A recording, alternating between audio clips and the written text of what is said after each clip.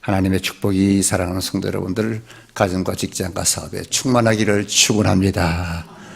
옆 사람과 인사드려 잘 나오셨습니다. 오늘 밤에도 꼭 은혜를 받고 돌아가시기를 믿습니다. 여러분, 우리가 기후가요 보니까 11월 달에 눈이 20cm가 왔다니, 그때 저는 여기 없었는데 엄청난 눈이 와서 어떤 사람은 좋다고 그러고 어떤 사람은 싫다고 그러고, 저 같은 사람은 참 좋았었는데, 왜? 사진 찍는 걸 좋아하니까 설경을 좀 찍었으면 하는데 아쉽게도 그 시간이 없었어요. 근데 여러분 가만히 생각해 보니까 햇빛이 내려 쪼이고 날이 좋은 것이 참 좋을까요? 비가 오고 막 그런 것이 좋을까요? 햇빛이 짱짱 비치고 날이 좋은 것이 좋지요. 근데 그게 계속 되면 어떨까요? 좋을까요? 햇빛이 계속 쪼이면은 뭐가 되는지 아세요? 아는 사람? 뭐예요? 뭐가 돼요? 사막이 됩니다. 사막이 돼버려요. 비가 안 오니까 햇빛만 쨍. 근데 사막이란 무슨 말인가 하면, 쉽게 말하면 사막이란 비가 없는 것을 가리켜서 사막이라고 그렇게 말합니다. 그러니까 적당히, 그래서 비도 와야 된다는 것입니다. 그렇다면 때에 따라서는 여러분 폭풍우도 또 비바람도 필요하다는 것이지. 같은 원리입니다. 이게 같은 원리고, 인생을 살아가는 사람에게도 같은 원리예요. 뭐냐? 우리가 인생을 살아가는데 고난도 그리고 핍박도 없었으면 좋겠지만 아니에요. 그것도 필요하다는 것입니다. 고난도 핍박도 어떤 경우에는 그것이 재앙일 수도 있지만은 여러분, 그러나 우리에게 그것이 놀라운 축복이고 유익이 될 수도 있다는 것입니다. 믿으시기 바랍니다. 그러니까 두 가지가 다 있어야 된다는 거예요. 너무 지나치면 재앙이 될 수도 모르지만. 그래서 보니까 하나님께서 적당히 참 때로는 비바람을, 때로는 눈을, 때로는 쨍쨍한 그 빛을 주는 거 보면 하나님의 그 조화로우심에 우리는 늘 감사해야 됩니다. 왜 이런 말을 하냐면, 이 본문을 보니까요, 본문의 이 기적과 축복 가운데 세워진 이 초대교회가 말이죠, 막 폭발적인 부흥과 성장에 힘입어서 유대와 예루살렘과 유대와 사마리아와 땅끝까지 이르러 내 증인이 되라고 하는 예수님의 그 대위임 명령에 따라서 막 세상의 세계 선교를 향한 제2의 도약이 막 일어나지 않았습니까? 근데 그랬으면 이 주님의 지상 명령이니까 막 형통하고 잘 돼야 될 텐데, 그 위임 명령이 꼭 순탄하지만은 않았다는 것이 성경에 기록되어 있습니다. 왜 그러냐? 박해와 고난이라는 장애물이 딱 도사리고 있었기 때문이랍니다. 그래서 여러분, 뭔가 너무 형통하게 너무 잘 되면요, 사실 불안한 거예요. 적당하게 안 될 때도 있고 될 때도 있고 이래야지 인생살이가 이렇게 순탄한 거죠. 뭐 잘 되기만 하다 보면 나중에 떨어지고. 바로 똑같습니다. 신앙생활도 똑같은 거예요. 하나님께서 주시는 것도. 오늘 본문을 보세요, 여러분. 오늘 본문은 초대 예루살렘 교회가 막 부흥하면서 세계 선교에 막 그 기치가 넓어지면서 어마어마한 박해가 같이 내려왔다는 것입니다. 그것이 오늘 본문에 있습니다. 자, 그래서 오늘 본문을 보세요. 1절부터 4절까지 보니까 교회에 엄청난 박해가 왔습니다. 그 박해는 보니까 교회에 대한 헤롯이라고 한 헤롯 왕의 이 정치적인 박해였습니다. 당시 유대 나라를 다스리고 있었던 그 사람은 헤롯입니다. 이 사람은 정치적인 그런 그 약삭빠른 정치가입니다. 그래서 교회를 막 핍박을 하고 교회를 파괴하니까 누가 기뻐하는가? 유대인들이 기뻐했어요.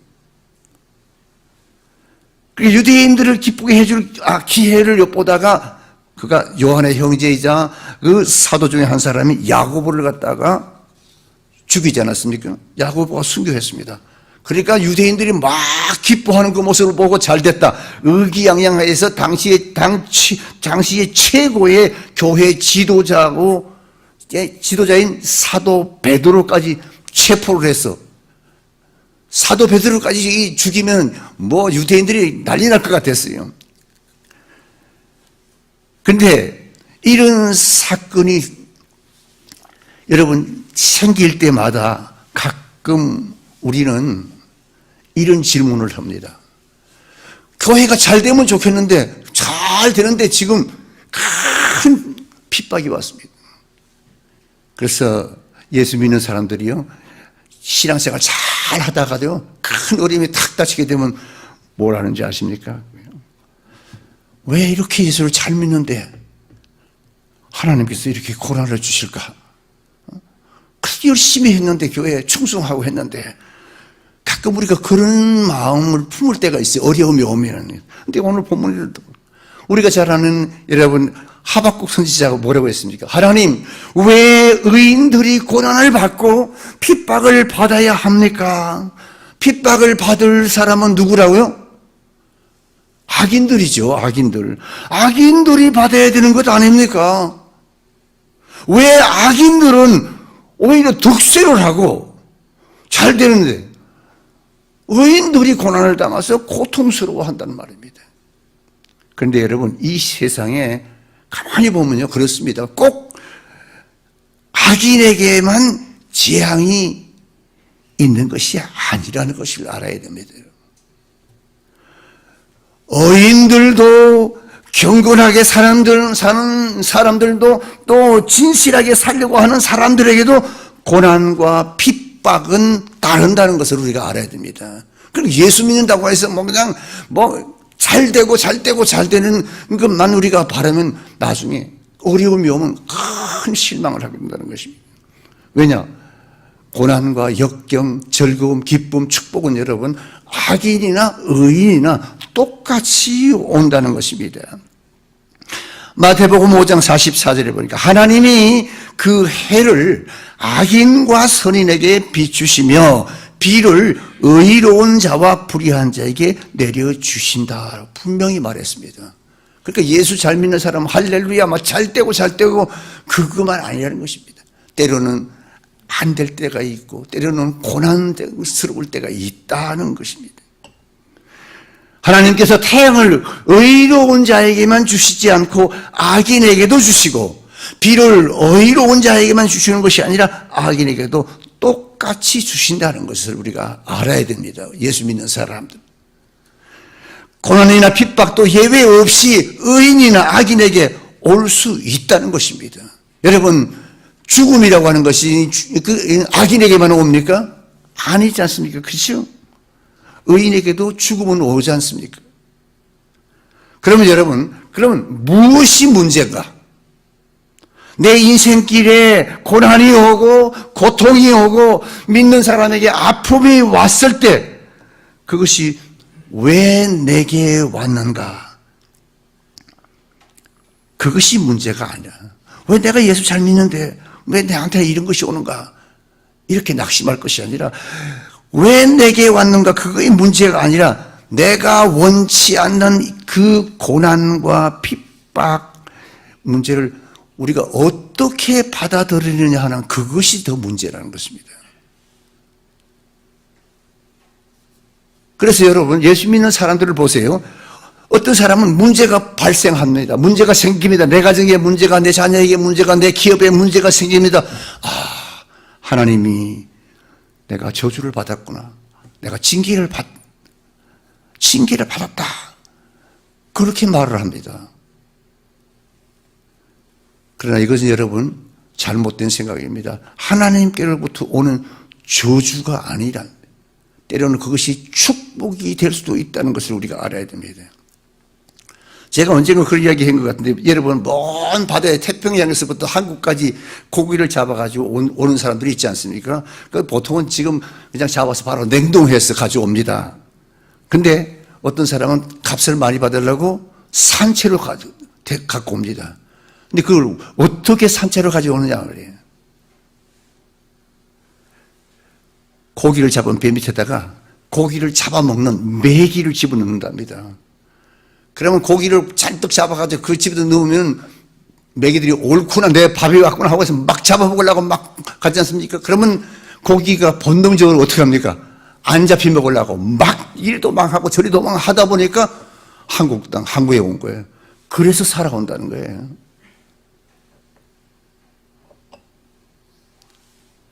만약에 메기가 없어요. 고기가 잡혀 들어갔는데 메기도 없고 자기를 해치는 것이 없으면요, 고기들은 죽습니다. 그냥. 왜 죽은 거예요? 니드가 없었어요. 삶에 니드가 없는 거예요. 삶에 어떤 저기가 없잖아요. 무슨 아무렇지도 않으니까. 근데 메기가 있으면 막 잡아먹으려고 하니까 그냥 이게 내가 안 잡혀 먹으려고 막 도망가다 보니까 그게 산다는 거예요. 마찬가지로 여러분, 물론 우리가 당하는 고난이나 핍박은 좋은 것은 물론 아닙니다. 그러나 우리 그리스도인들에 있어서 그것이 유익이 될 수 있다는 것을 또 알아야 한다는 것입니다. 그러니까 고난이 왔다고 하고 그냥 예수 믿었더니만, 그런 사람 실제로 있었거든요. 예수 믿었더니만 아무 소용이 없다고, 예수 믿으니까 더 안 된다고 그러고, 그런 사람들이. 여러분, 고난과 그 문제는요, 하나님이 우리의 믿음을 살리고 식어졌던 우리의 기도를 살리고 가정과 교회를 살리는 축복이기 때문에 때로는 우리에게 고통이 오는 줄 믿으시기를 바랍니다. 그러니까 환난과 핍박과 고통은 여러분, 우리가 신앙의 눈으로 보면요, 그것이 축복의 기회가 되는 것입니다. 그래서 여러분, 우리 보니까 우리 잘 믿는 사람들 보세요. 우리 집사님, 권사님 보니까 교회 가정에 문제가 생겼다. 문제다. 그래서 카톡방에 올려가지고 어려움이 생겼습니다. 그래가지고 크게 막 같이 기도해 달라고 그러고 자기도 와서 그냥 막 기도하지 않습니까?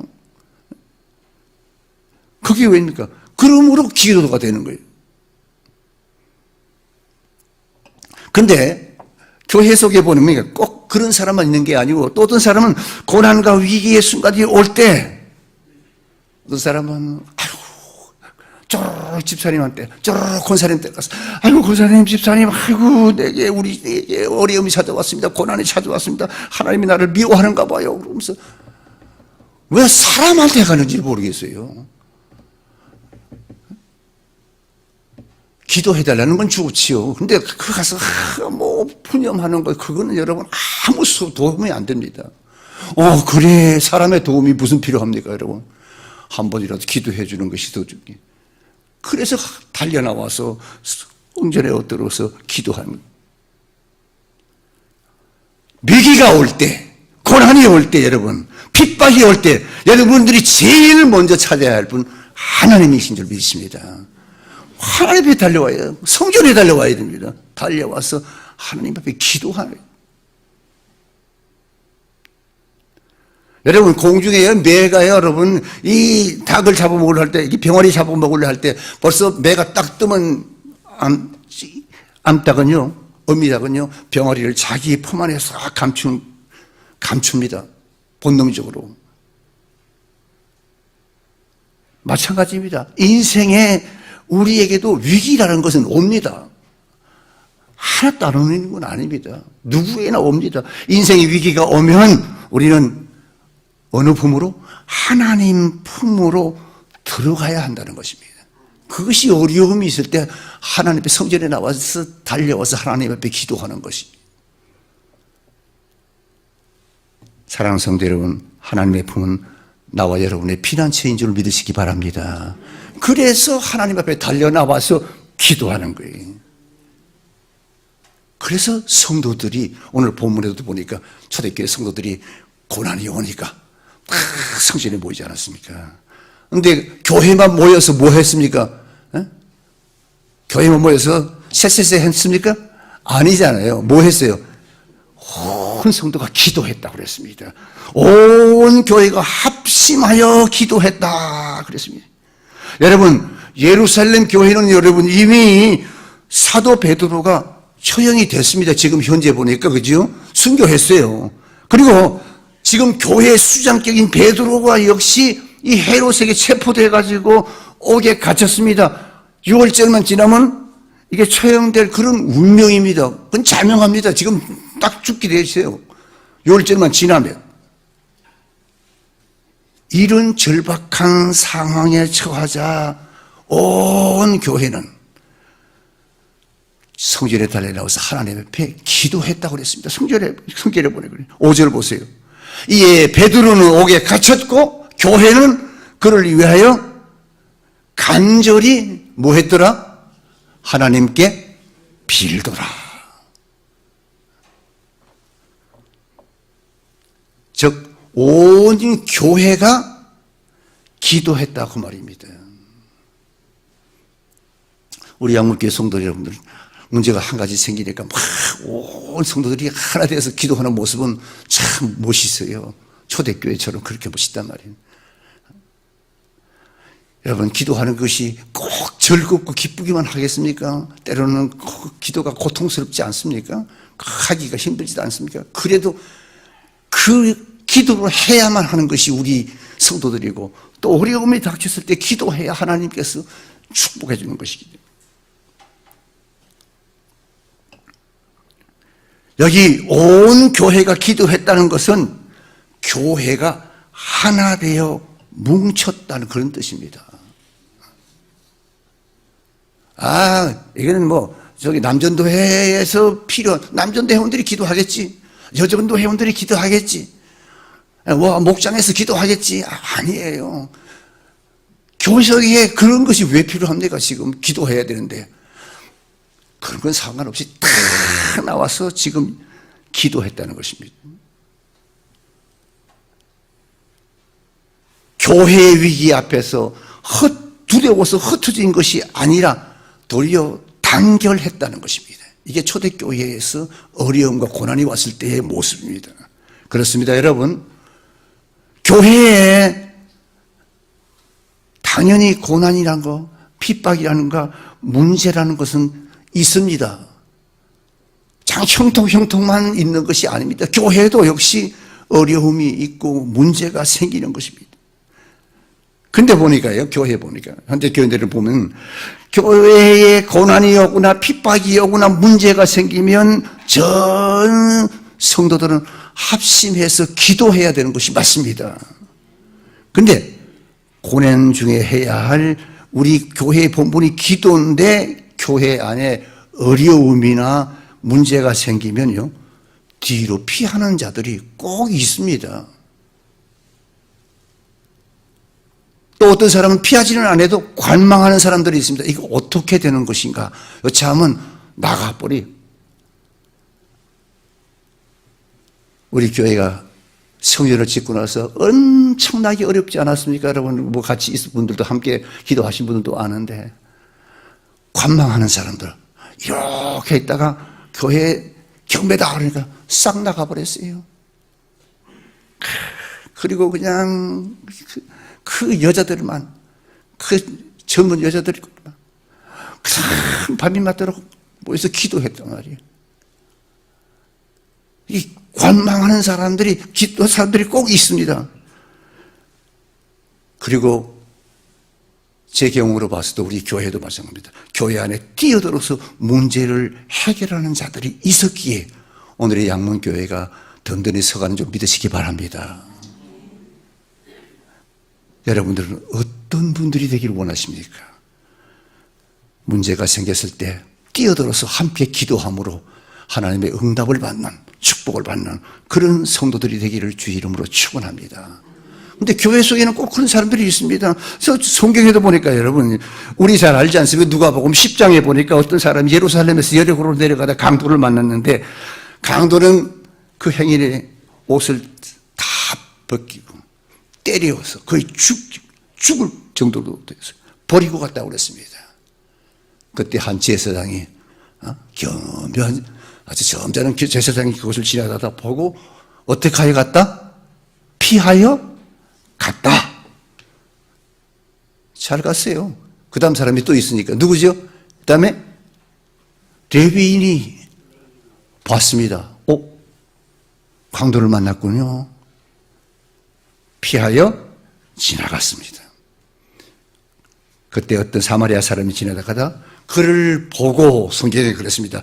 불쌍히 여겨 주막으로 데려가 잘 치료해 주셨다.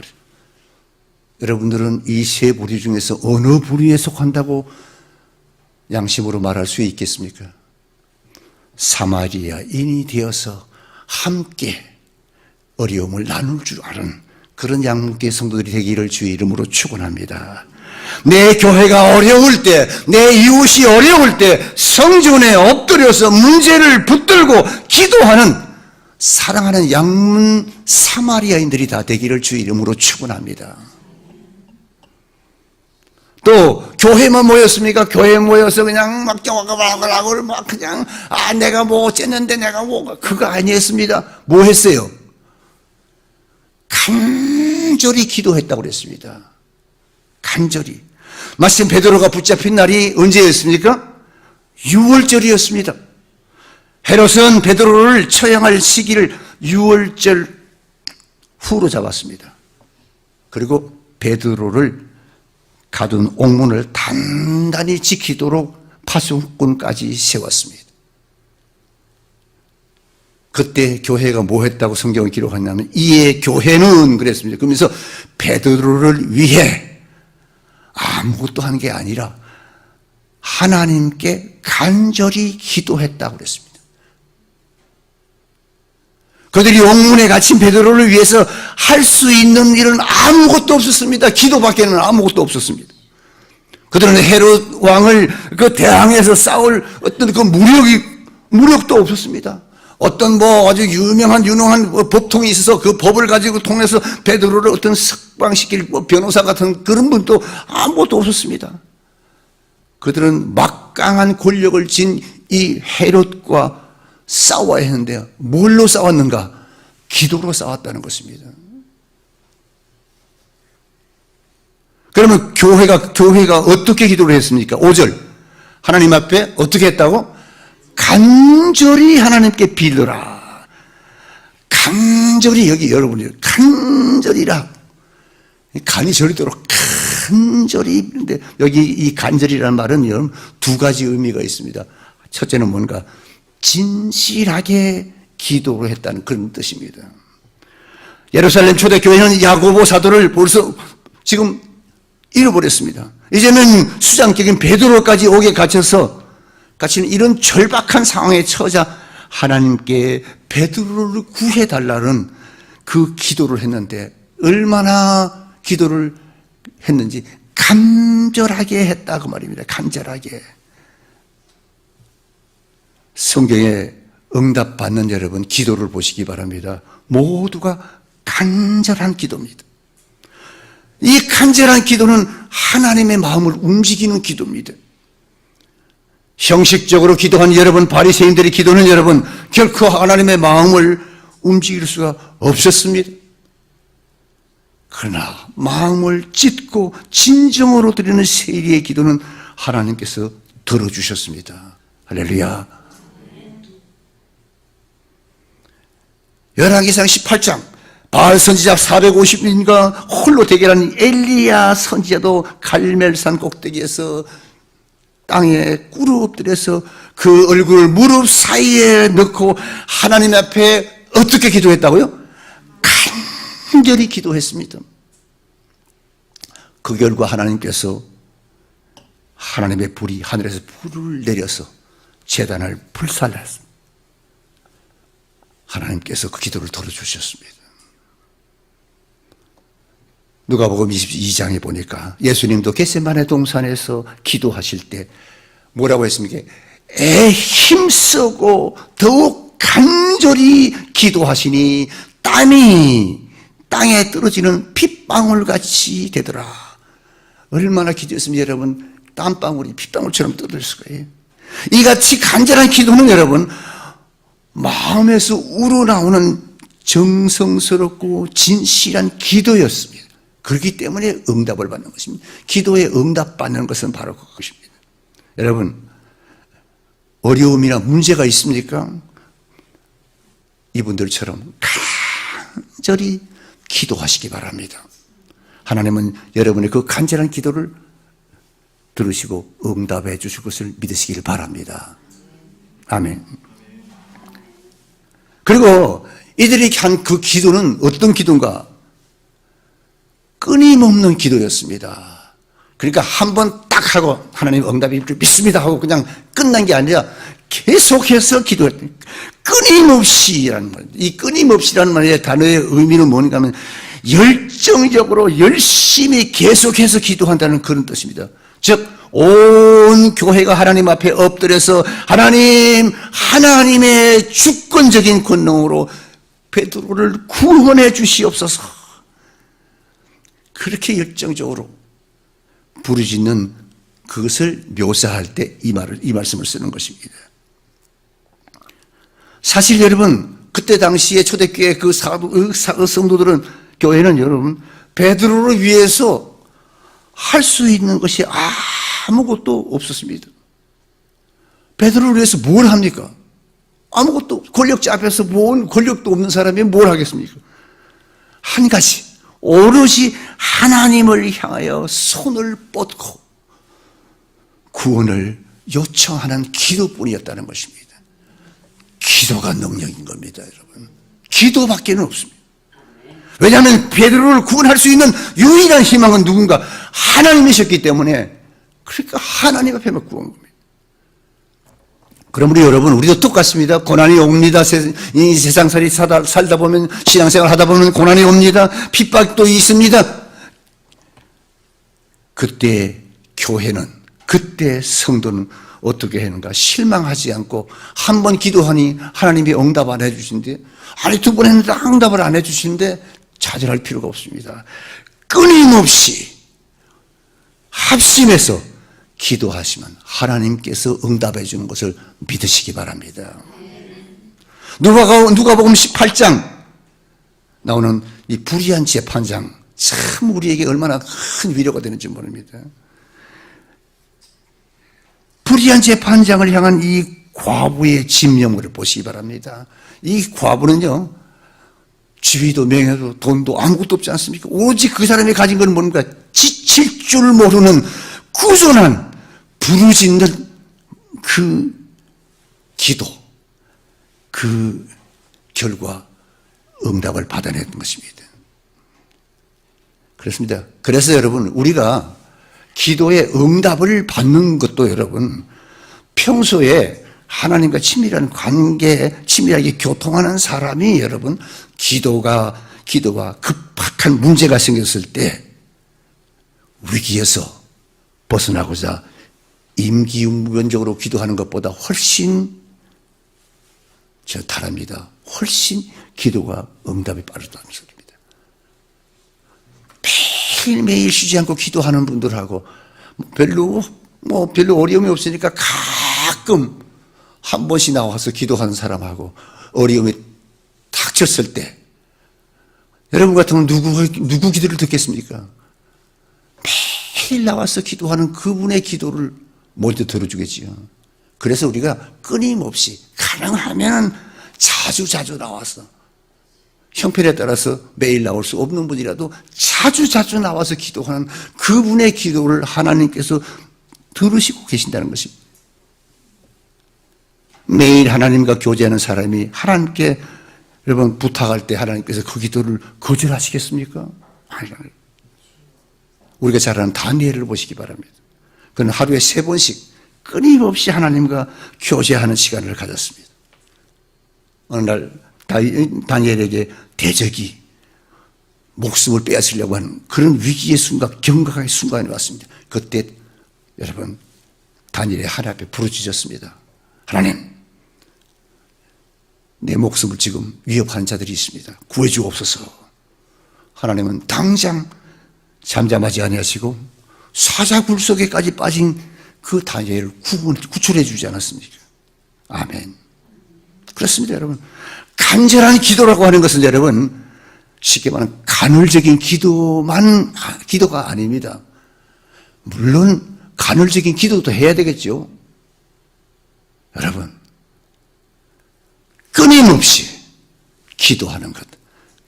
뭐 길게 하는 것도 좋지만 안 되면 짧게라도 끊임없이 기도하세요.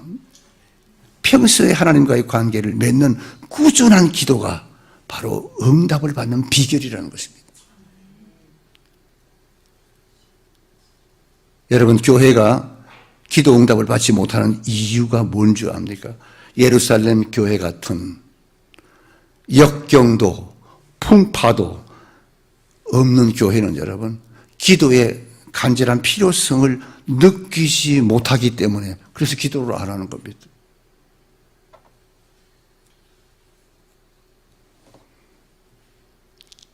기도가 간절성이 없습니다. 그런 사람들은 기도가 절실하지 못합니다. 그리고 기도가 간헐적입니다. 그래서 우리가 여러분 하나님 앞에 응답받는 길은 진실하고 꾸준하고 끊임없이 우리는 여러분 이 간절한 기도를 잃어버리면요 무기력한 그리스도인이 되어버리고 맙니다. 그래서 우리는 문제가 생기면요 히스기야처럼 여러분 우리는 그 문제를 부둥켜 안고 실험해야 됩니다. 저 예수님처럼 겟세마네 동산의 예수님처럼 땀방울이 피방울이 되도록 간절히 기도해서 하나님의 응답을 받아내는 것이 초대교회의 위대한 기도의 힘이었고 부흥의 힘이었습니다. 오늘 우리 양문교회 많은 분들이 열심히 기도합니다. 더 기도하되 간헐적인 기도보다는 끊임없이 시간이 될 때마다 나와서 기도함으로 말미암아 우리 양문교회는 부르짖어 기도할 때마다 그 기도의 제목이 응답받는 그런 역사가 일어나기를 주의 이름으로 축원합니다.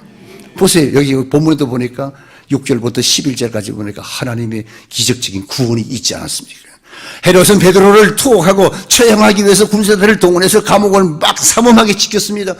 그러나 이런 삼엄한 경계 속에서도 하나님께서는 주를 위해서 충성하다가 핍박과 고난을 당하는 베드로에게 당신의 사자를 보내서 옥에서 구해 주었습니다.